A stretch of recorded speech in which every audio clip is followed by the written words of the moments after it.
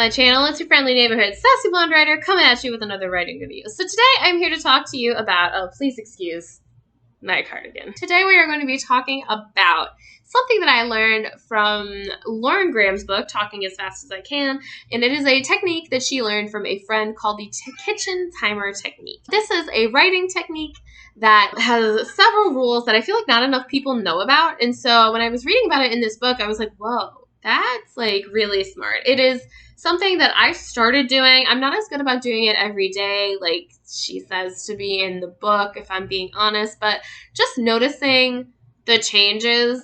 It's a lot like the, what's it called? The Pomodoro.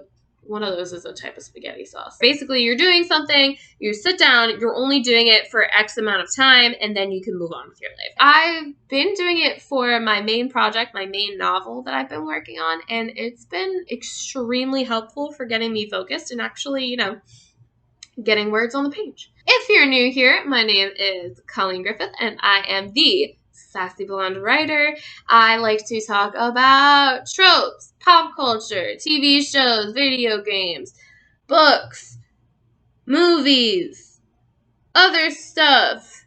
It's all right here. I also talk about writing advice. We do some writing vlogs here as well, so if you're into that stuff, please subscribe. Let's dive on in, shall we? So, this technique is, according to the book, it was, I forget who told her about this, but Lauren Graham, she was trying to write Someday, Somewhere, Maybe.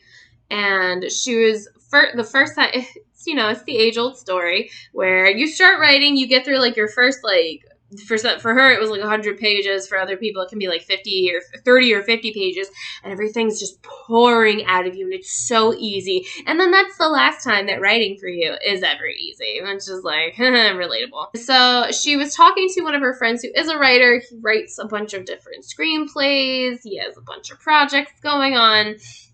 Or I think he also writes books too, and apparently he tends to take younger writers under his wing, and she was just kind of like talking to him about it. She was like, yeah, I'm having so much trouble like staying focused. She tried everything. She tried having word count goals, and that didn't work. She tried like for each day, but then those are hard to hit because some days are just better than other days. She was really struggling, and then she was missing deadlines, and yeah, it was a hot mess. She's telling her friend all of this, and her friend is like, I got you.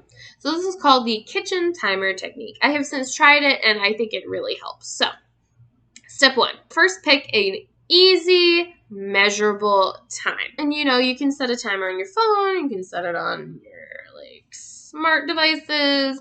You can set it on the kitchen timer. The main goal of it is, this is what makes it similar to the Pomodoro technique, is you're going to set that timer for how much time you choose. A lot of times it's just like an hour. For that hour, you're going to immediately begin the hour with 2 documents open. It's going to be your journal where you write about your life or your projects or just struggling to write, and then you have your project. This way, if you get tired of working on your project for that hour, you can switch over to the journal, and it's totally okay if, you just spend the whole time writing in your journal because at least you're writing. When the hour is up, you have to stop writing. Even if you are in the middle of a sentence, if you have another hour after that, then you take a break to eat, read, and relax. So you decide the day before, like if I'm trying to figure out how much writing I want to do on Tuesday, I would decide on Monday how many hours I want to write for the next day. Instead of what you would instinctively want to do, which is give yourself more hours, so you have more time to work, you're going to set it for less time than that. For that time you set, there is no phone, no interruptions, no music with words, no internet, Wi-Fi, or organizing. You are only working on your project or your journal. It is better to do less time every day than a huge chunk one day and then none the next day. I feel called out. When the hour is up, you stop writing. If you fail to make your hours for the day, then you should make it shorter the next day. Then you celebrate honoring your commitment to yourself with a little celebration. Maybe that's, ooh, I get to have the nice soda pop today. Or, ooh, I'm going to do my nails. Now you can schedule multiple hours in a day, and you have to it's a good idea to explain to your family or whatever, oh, I'm taking my hour. I'm not going to be available during this time for blah, blah, blah. So I really enjoy this technique because I like the mentality of if you're feeling a lot of self-doubt, to only do a little bit. The whole idea behind this, I feel, is that it's better to do a little than nothing. You know, I saw this meme once that talked about anything worth doing is worth doing like halfway, which is not the mindset that we're typically told. We're typically told, if you're going to do something, do it right. If you're going to do something, go all the way. But that's not really the case, and that's not a way to kind of build good habits. So like if, for example, you want to start doing yoga, and so you originally think, oh, I'm going to do a full hour of yoga, blah, blah, blah, blah, blah.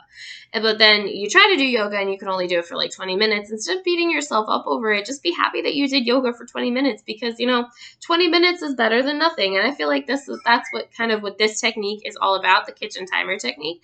And so that's what I think its real strength is that you are celebrating the fact that you did something, which, you know, if you don't give yourself little rewards, it's pretty difficult to get stuff done sometimes when they're hard.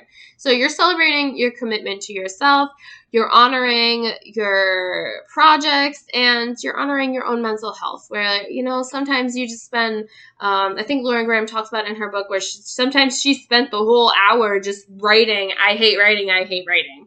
And like in her journal, just over and over and over again. And so I started doing that, and I made a lot of progress with my novel. Maybe one day I'll actually be done with it. My novel is a bit more complicated because it's me working on a draft. It's me more doing revisions than it is me just writing. But I've done this for my current projects. I did it for the children's book that I wrote, and it was really helpful to just have special time set aside. I'm not letting myself think about anything else. I'm just working on this one project and just moving on from there. So I wanted to talk about that because I think it's really important to know about other techniques, because I know so many writers only focus on word count, and I personally do not do very well with something like that. And so I learned this, and, you know, it was really helpful for me to get me like to actually get back into writing and doing it regularly, and not let myself feel bad when I didn't hit my word count goal. So if you are somebody who does not really do well under the word count goal thing, or you don't necessarily do well with writing sprints, because I don't really do well with writing sprints either. I need like 30 minutes to like an hour to just kind of like get in the zone, and then once I'm in the zone, I'm there. But so I don't really excel with writing sprints, and I don't excel with word count goals because I tend to focus on quality over quantity. And so, and I'm an underwriter. And so I find if I'm pushing myself to just write words, my writing is not that good. But if I just give myself time to do it, and do it thoughtfully, and not let myself get distracted, and just commit to that 1 hour, or in my case, sometimes less, my writing has gotten so much better. And so that's why I wanted to share this with you all. If you enjoyed this video, please give it a thumbs up. I'm always happy to share what is working for me, and, you know, any tweaks I make for something when it's not working for me. And so I'm always happy to share what's helpful for me. If you have any tips or tricks that you use for writing, please put them in the comments below. If you enjoyed this video, please give it a thumbs up. And if you enjoy more of my videos, please hit subscribe so you don't miss any of them. And of course, happy writing.